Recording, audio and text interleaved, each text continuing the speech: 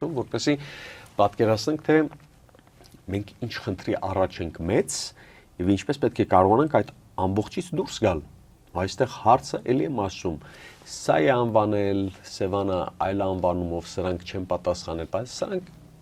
Հայաստանում գոյություն ունի իշխանություն։ Հայաստանում գոյություն ունի խմբակ, որը զավթել է իշխանությունը ժողովրդից, որը հակասում է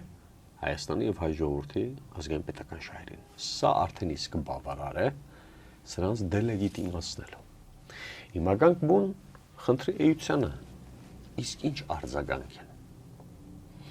Ես վերջերս լսեցի արտգործնախարարի եւ վարչապետի աթոռն զբաղեցնողից մի ծանծաղամիտ արդարացում, թե իբր սոցիալ-հոգեբանական խնդիր կա կամ չի նպաստում խաղաղության գործընթացին։ Անատամ այս հայտարարությունները մեծ հաշվով պրոցեսի վրա չեն ազդելու։